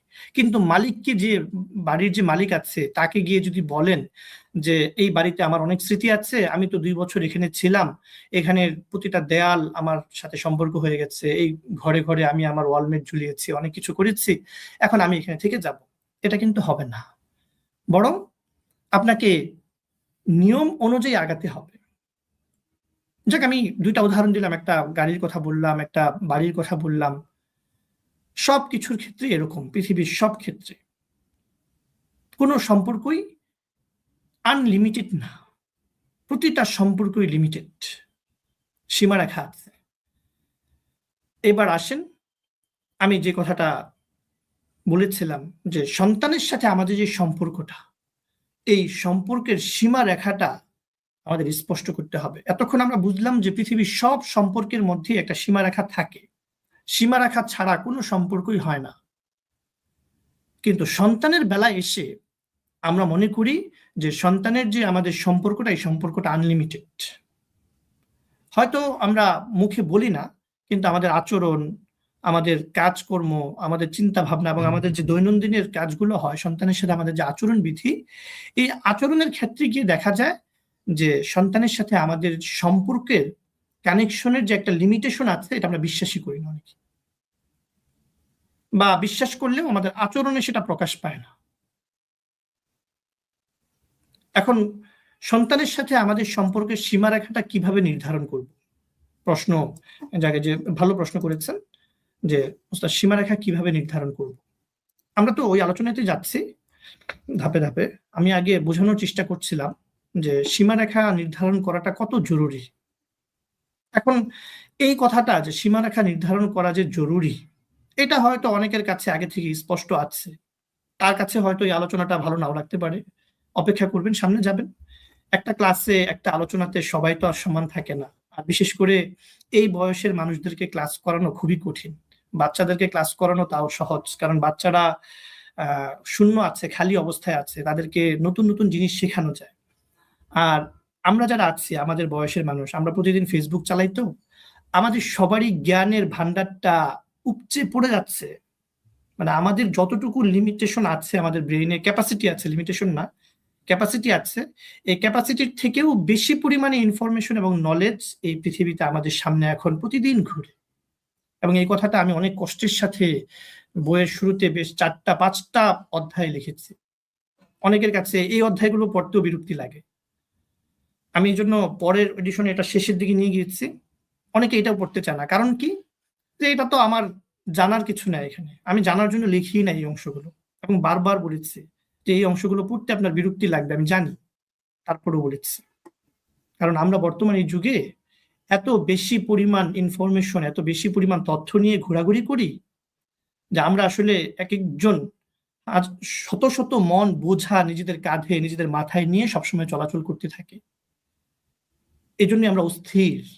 আমরা শেখার মতো যে ক্লাসগুলো হয়, যে আলোচনাগুলো হয়, এগুলোতে আমরা একটু সময় নিয়ে বসতেই পারি না। এখন মনে হয় যে কখন একটু ফেসবুক দেখবো, কখন একটু ইউটিউবে একটা রিলস দেখবো, কখন একটু শর্ট দেখবো। এগুলোর প্রতি মনটা সবসময় অস্থির থাকে। কখন একটু নতুন নিউজ দেখবো, যুদ্ধ হচ্ছে, যুদ্ধের একটু খবর দেখবো। মানে সব সময় নতুন নতুন তথ্য পাওয়ার একটা নেশা আমাদের ভেতরে চলে এসেছে। এবং এই কথাটা আমি বইয়ের মধ্যে, বইটা আমার এখানে টেবিলে নাই, আমি অনেক জায়গায় লিখেছি এবং একটা জায়গায় স্পষ্টভাবে এই কথাটা লিখেছি যে আমরা এই জামানায় সবচেয়ে ভয়াবহ ভাবে যেই নেশায় আসক্ত হয়ে গেছি, সেটা হলো নতুন তথ্যের নেশা। বিশেষ করে বাবা মায়েদেরকে বলেছি, যদি বাবা মা, বর্তমান এই সময়ের বাবা মায়েরা নতুন তথ্যের এই নেশা, এটা মদের নেশার থেকেও ভয়াবহতম নেশা।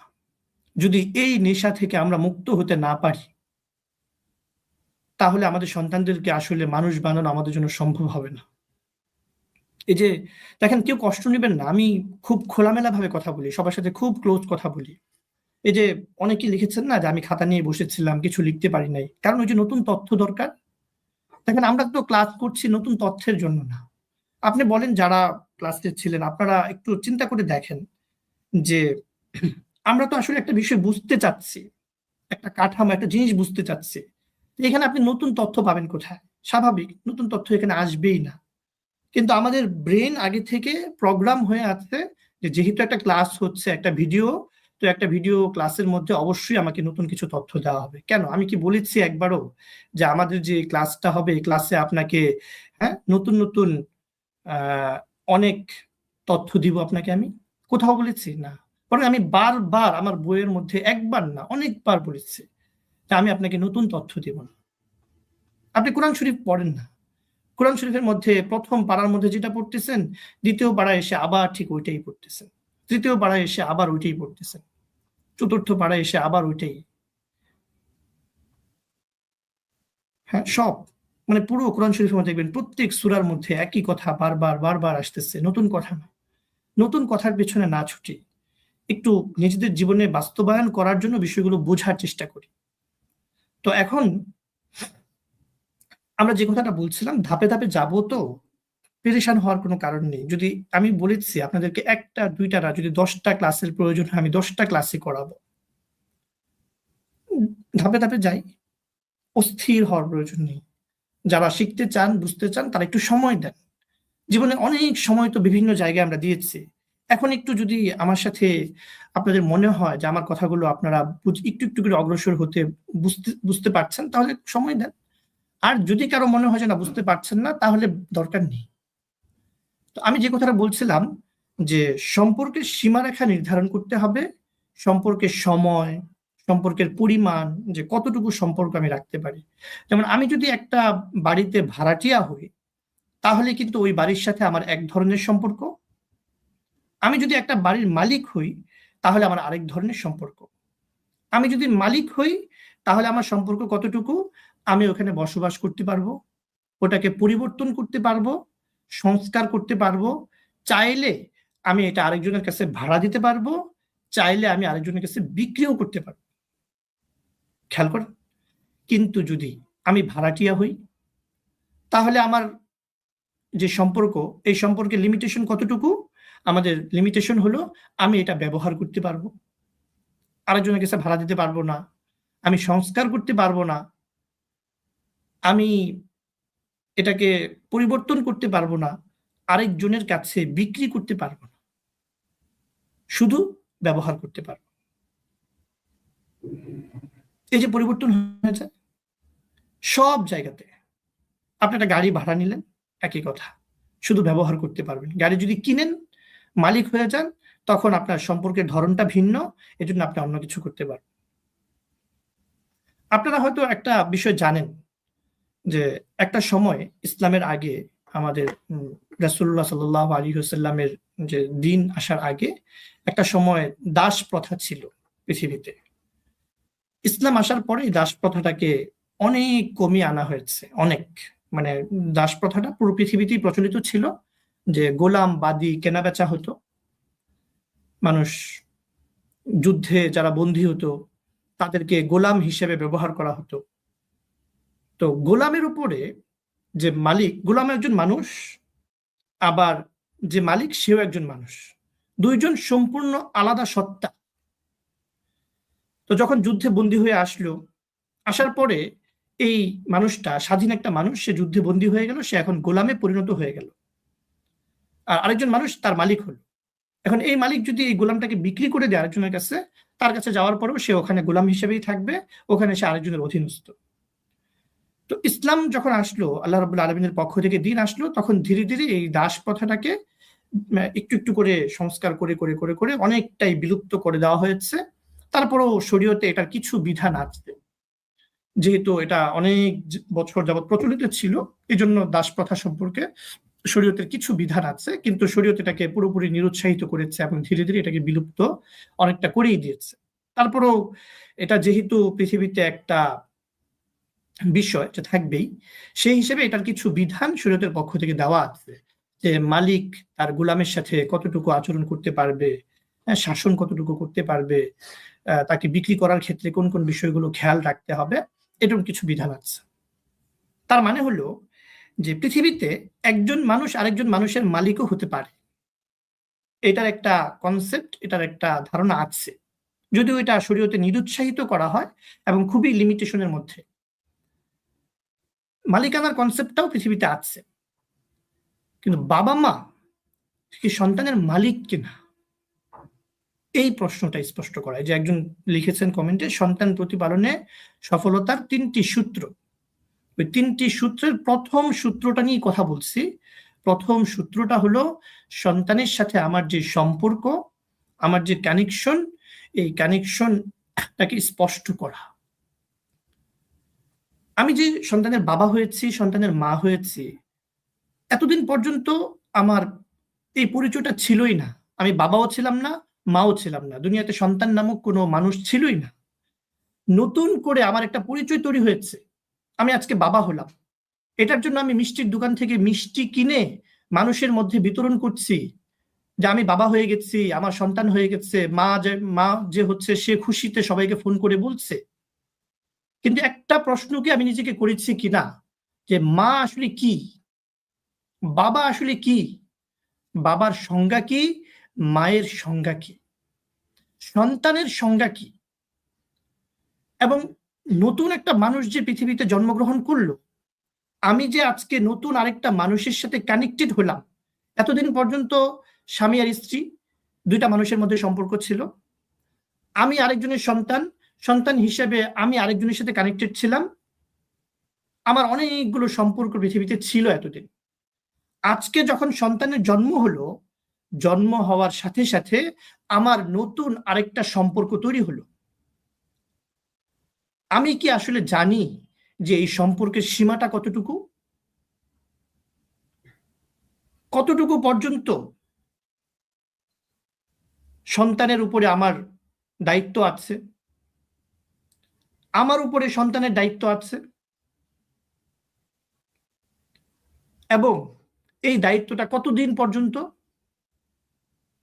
আমি তো মিষ্টি বিতরণ করছি, আমি তো খুশি হয়ে গেলাম,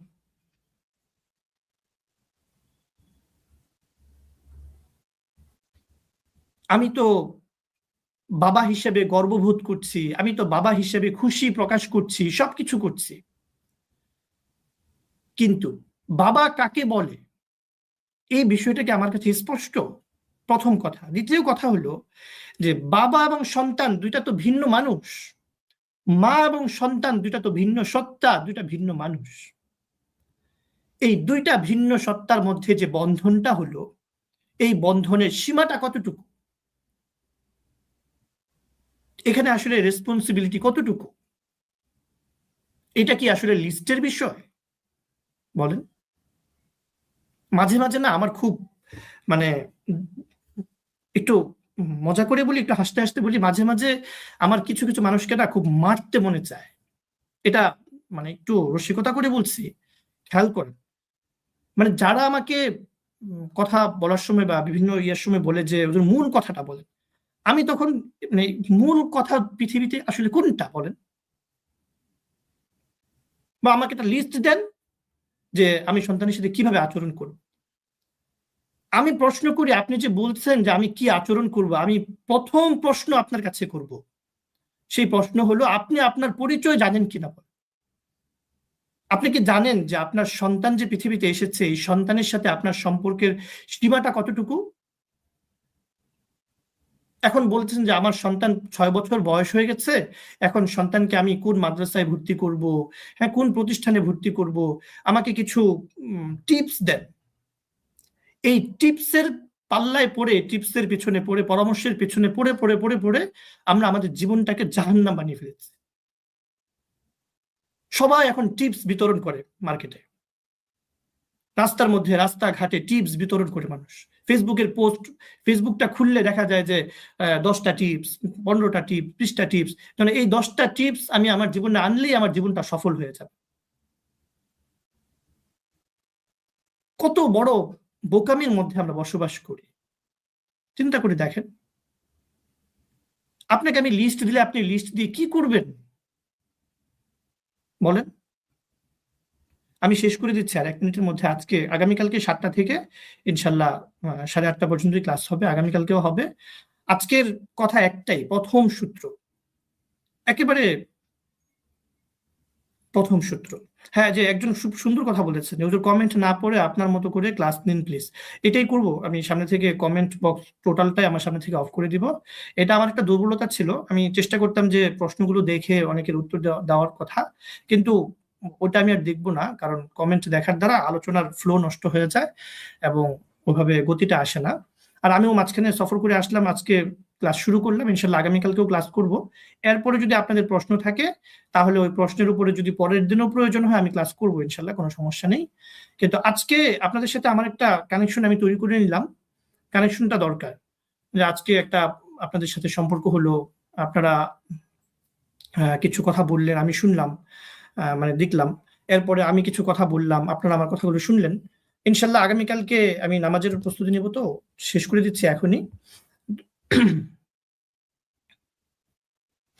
জি, আজকের পুরো কথাটা আমি এক লাইনে সামারি করে দিচ্ছি। আজকে অনেকগুলো উদাহরণ দিয়েছি, জাস্ট তার শুরুর দিকে আপনাদের সাথে একটা কানেকশন বিল্ড করলাম ইনশাল্লাহ আগামীকালকে। আর আমি একটা কথা বলে দিচ্ছি, আজকে যাদের ভালো না লাগে তাদের ক্লাসে অংশগ্রহণ করার দরকার নেই, যারা আগ্রহী তারাই অংশগ্রহণ করবেন। আর বাকিরা তো আমি বলেইছি, যদি ক্লাস এবং বই সব মিলিয়ে স্যাটিসফাইড এবং সন্তুষ্ট না থাকেন, আমরা আসলে শুধু টাকা দিয়ে জ্ঞান বিতরণ করতেও চাই না, এবং টাকা দিয়ে ব্যবসা বাণিজ্য করতে হলে তো চাল ডাল আলু অনেক কিছুই বিক্রি করা যায়, অনেক কিছুই করা যায়, ওটা না। যারা বই এবং ক্লাসে কোনোটাতেই সন্তুষ্ট না, তাদের জন্য আমাদের একেবারে এক কথায় আমাদের খেতে নক করেন, ইনশাল্লাহ আমরা রিফান্ড করে দিব, কোনো সমস্যা নেই। আর বাকি যারা শিখতে চান এবং যারা ধাপে ধাপে নিজেদেরকে সামনের দিকে অগ্রসর করে নিতে চান, সন্তান একদিনের না, সন্তান পৃথিবীতে জন্মগ্রহণ করতেও 10 মাস গর্ভে থাকতে হয়, সন্তান আসার পরে এই সন্তানকে মানুষ করতেও 10-15 বছর সময় লাগে। সুতরাং এটা শেখার জন্য তো একটু সময় দিতে হবে, ধাপে ধাপে অগ্রসর হতে হবে। আমি আছি আপনাদের সাথে, এবং ইনশাল্লাহ আমি নিজেও শিখতে চাই। আমার 2 ছেলে, আমার বড় ছেলে 6 বছর, দ্বিতীয় ছেলে প্রায় 3 বছর। আমরা একসাথে উমরা করে আসলাম, বাচ্চা বড় ছেলেটা মাদ্রাসায় ভর্তি হয়েছে, তো তাদেরকেও তো আমি মানুষ করছি, চেষ্টা করছি। মানে মানুষ করা আসলে তো এটা আমাদের সাধ্যের ভিতরে না, এটা তো আল্লাহ তাআলার পক্ষ থেকে আসবে, কিন্তু চেষ্টা করছি। তো আমি যে আলোচনা করছি, এই আলোচনাগুলো তো আমি আমার জন্য করছি, পাশাপাশি আমার মতো আরো যারা বাবা মায়েরা আছেন তারা যেন আমরা একসাথে শিখতে পারি, সেই জন্য আমাদের আলোচনা। তো আজকের আলোচনার একেবারে সার কথা হলো যে সর্বপ্রথম সূত্র হলো যে আমি যে বাবা হয়েছি, আমি যে মা হয়েছি, আমার নিজের পরিচয়টা সবার আগে স্পষ্ট হতে হবে, এবং সন্তানের সাথে এবং সন্তানের পরিচয়টা স্পষ্ট হতে হবে। যদি আমার পরিচয় এবং সন্তানের পরিচয় স্পষ্ট হয়, এর পরের কাজ হলো যে সন্তান এবং আমার মধ্যে যে সম্পর্কটা হলো, এই সম্পর্কের সীমা রেখাটা নির্ধারণ করতে হবে, যে এই সম্পর্কের সময়সীমা কতদিন পর্যন্ত, এবং এই সম্পর্কের ভেতরে কি কি দায়িত্ব পড়ে, কি কি পাওনা, হ্যাঁ, কি কি দেনা। সম্পর্ক মানেই দেনা পাওনা, কি একজন পাবে একজন দিবে, এটাই তো। কে কতটুকু দিবে, কে কতটুকু পাবে, এই যে পুরো বিষয়টা, এই বিষয়গুলো নির্ধারণ থাকতে হবে, স্পষ্ট থাকতে হবে। এখন দেন আজকে আমি কি করলাম, আজকে আমি আপনাদেরকে শুধু এই বিষয়টাই বোঝানোর চেষ্টা করলাম যে সীমারেখা সম্পর্কে জানাটা যে জরুরি।